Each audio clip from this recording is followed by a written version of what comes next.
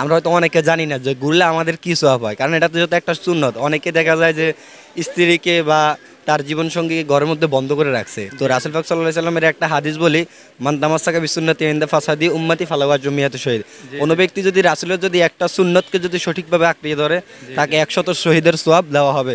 সুতরাং আমি সবাইকে আহ্বান করব প্রত্যেকের নিজের বিবাহিত স্ত্রীকে নিয়ে ঘোরার জন্য, তাতে রাসূল পাক সাল্লাল্লাহু আলাইহি সাল্লাম এই হাদিস অনুযায়ী তার আমলনামার মধ্যে 100 শহীদের সওয়াব লিপিবদ্ধ করা হবে। তোমরা এখানে কিসের জন্য আসছো? আমরা এখানে একটু ঘুরতে আসছি, এখানে মানে জায়গাটা সুন্দর তাই একটু দেখতে আসছি। যে এখানে কি সব সময় আসা হয় নাকি? না, আমার এই প্রথমে আসছি, ওরা সবসময় আসে। ছুটির দিনে আসি আর কি। তো তোমাদের বাসা কোন দিকে? আমাদের বাসা সুয়েগাজী। এইদিকে কি এই লেখাপড়া করো না নাকি? আমরা লেখাপড়া করি সুয়েগাজী। আমরা এদিকে মানে অবসর থাকলে আসি আর কি ঘুরতে। এখানে কি সব সময় আসেন? না, এখানে আমি আজকে আমার জীবনের ফার্স্ট আসছি আমার ওয়াইফকে নিয়ে, এবং আমার ছোট একটা বাচ্চা আছে 3 মাস, একে নিয়ে আসছি আর কি। ডাক্তার দেখাইতে আসছি, প্লাস এখানে ঘোরাফিরে আর কি। হ্যাঁ, এই জন্য ঘুরতে আসছেন। শুনছি আপনি এই যে জায়গাটা কেমন, এজন্য দেখতে আসছি আর কি। জি জি, আসলে এখানে একটু গাছগাছালি উপরের দিকে আছে, আরামদায়ক জায়গা। না, আসলে এখানে সত্যি একবারে একটা প্রাকৃতিক মানে জায়গা, যা আপনি যদি বাস্তবে না আসেন এই মানে প্রাকৃতিক দৃশ্যটা আপনি ফিল করতে পারবেন না। এটা এক অসাধারণ জায়গা। জি জি, তো ইনশাল্লাহ তো দেখা যাচ্ছে আবার আসবেন মনে না, হয় না এখানে? যারা এখনো আসে নাই এই জায়গার মধ্যে, তাদেরকে আসার জন্য আমি আহ্বান করব যে আল্লাহর এই পৃথিবীর মধ্যে অনেক কিছু সৃষ্টি করছে, সব কিছুই আল্লাহ মানুষের সৌন্দর্যের জন্য, মানুষের উপভোগ করার জন্য সৃষ্টি করছে। তো আমি সবার কাছে আশা রাখি সবাই এখানে আসবে, এই আল্লাহ তাআলার এই এত সুন্দর প্রাকৃতিক দৃশ্য, এবং আমাদের মানুষ অনেক কিছু এখানে সৃষ্টি করছে ছোট বাচ্চাদের আনন্দ দেওয়ার জন্য। সব মিলে এভরিথিং অনেক কিছুই আছে, সব কিছু যার যে আসবে উপভোগ করতে পারবে, এবং সে অত্যন্ত একটা ভালো সময় পার করবে এখানে আসলে, ইনশাল্লাহ আমি এই আশা ব্যক্ত করি।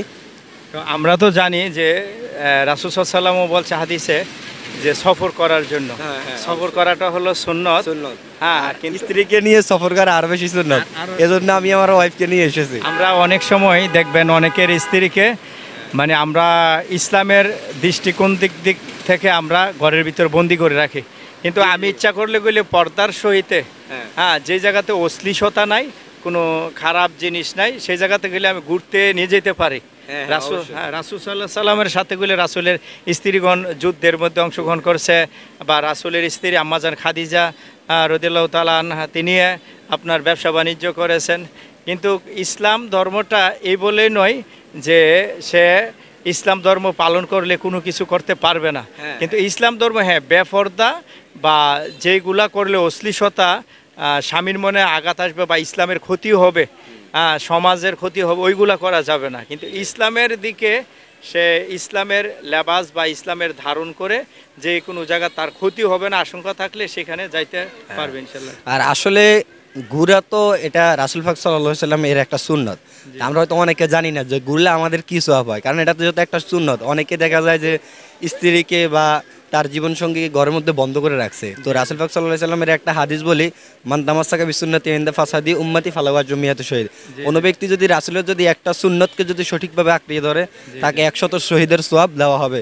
সুতরাং আমি সবাইকে আহ্বান করব প্রত্যেকের নিজের বিবাহিত স্ত্রীকে নিয়ে ঘোরার জন্য, তাতে রাসূল পাক সাল্লাল্লাহু আলাইহি ওয়াসাল্লাম এই হাদিস অনুযায়ী তার আমলনামার মধ্যে 100। আল্লাহ রাব্বুল আলামিন যেন আমাদের এই মানে এভাবে ঘোরাফেরার জন্য স্ত্রীদেরকে আসার এবং 100% পর্দা মেনটেন করে যেন আসার সেই তৌফিক দান করে, আমি এই আশা ব্যক্ত রাখি। জি ভাই, আচ্ছা একটা কোশ্চেন করতে চাই, আপনি কি কোনো মাদ্রাসাতে লেখাপড়া করছেন? আমি অবশ্যই আমি এখনো লেখাপড়া করি কুমিল্লা, এই যে চকবাজার আলিয়া মাদ্রাসা আর কি পড়ালেখা করি।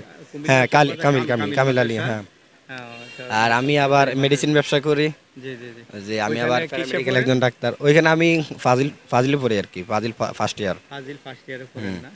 তো আপনার নাম না কি বলছিলেন? মোহাম্মদ নজরুল ইসলাম। অসংখ্য ধন্যবাদ মোহাম্মদ নজরুল ইসলাম ভাইকে, যে উনি খুব চমৎকার ইসলামের দৃষ্টিতে কথা বলছেন। উনি এখানে পার্কে আসছেন, ওনার ওয়াইফ এবং নিয়ে আসছেন।